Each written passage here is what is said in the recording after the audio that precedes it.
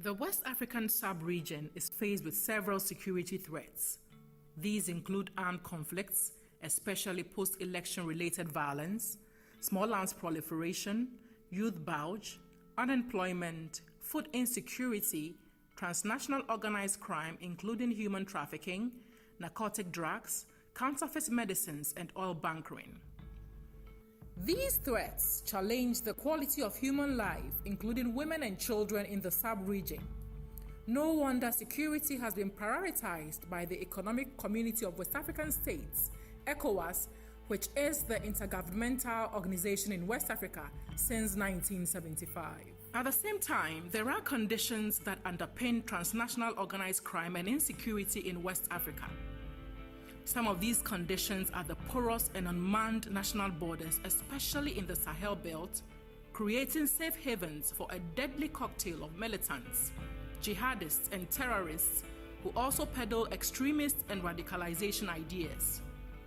The activities of such criminals and jihadists also challenge the effectiveness of state institutions and ultimately affect the attainment of regional peace and security. To help develop capacities towards an effective control of national borders, the Kofi Annan International Peacekeeping Training Center, in collaboration with the Government of Japan and the United Nations Development Program, UNDP, focused their partnership in 2017 to strengthening border control capacities against extremism and terrorism in West Africa and the Sahel. This is a capacity development project supported by the Government of Japan through the UNDP for West Africa. Kofi Annan International Peacekeeping Training Center was started by the military in 1998. From 2004 till date, we've been able to train approximately 17,000 personnel, and they are made up of the military, the police, and civilian. Our training in general is geared towards helping the United Nations, the African Union, and ECOWAS. And to promote social stability, we need to carry out various policies and maintaining peace and stability, security is crucial agenda. So we need to deal with extremism and terrorism in Africa and in the Sahel. Japan has supported Ghana's efforts of development through KAIPTC and UNDP, focusing in the areas of transborder organized crime and small arms proliferation. It's been a strong partnership over the past 6-7 years.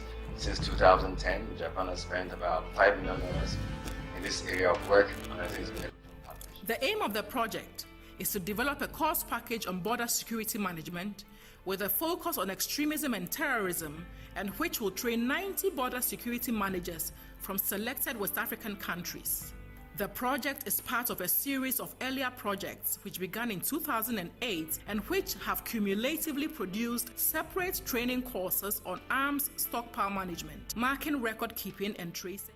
We have seen over time that we have become a very relevant center in the area of small arms control and also border security management. As a matter of fact, the National Small Arms Commissions in West Africa prefer to send their newly recruited staff to our training so that they will get themselves abreast with the issues in small arms control in West Africa. Yes, the border security management project sought three things. One, to bring a better fit between how border security security policies are being in the capitals and how they affect the border community. The second related to the manner in which our borders must be governed. The third aspect of the project was basically also to try to build networks, actually, to say how do we ensure that those who are frontline officers in their respective countries dealing with these challenges and these problems can know their colleagues from other countries, share information, and get the support and they need when we face some of these challenges. Border management has a twofold task: to facilitate the movement of persons and goods on one hand, and to control the occurrence of crime across the borders on the other. Fundamentally, all border personnel should have a good knowledge and understanding of the requisite legal texts, norms, and regulations pertaining to their work. This means they must be abreast with international best practices on border management. At the level of the African Union, there is a border program that outlines the perspective of the AU to border management, which is seen in Africa as a basis for several interstate disputes. This document has roles and responsibilities for sub-regional groupings, member states, civil society, and other stakeholders. It rests on 3 pillars: cooperation coordination, capacity building, and community involvement.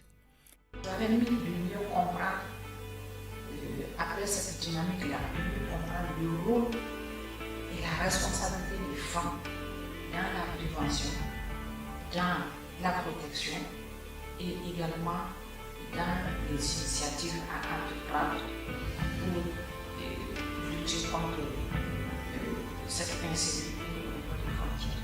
Parce que vous savez que les frontières sont poreuses, on a de grandes distances de frontières. Le Mali est un pays continental qui a 7 frontières et vraiment qui sont très poreuses. We're very excited about this transformation of KAIPTC, about this recognition of the excellent work that KAIPTC does in this area. And for us, we will continue to look forward to partnering with KAIPTC in this area of work that are very important. We are satisfied with the outcome of the Kofi Annan Center program. So we'd like to continue or enhance our collaboration between Japan and Kofi Annan Center in the future. This project has come at a pivotal time to significantly support efforts to minimize and possibly eliminate the multifaceted threats that confront West Africa and the Sahel due to porous and insecure borders. It will undoubtedly deepen efforts by ECOWAS and other international actors in peace and security to make West Africa a much safer place in the world.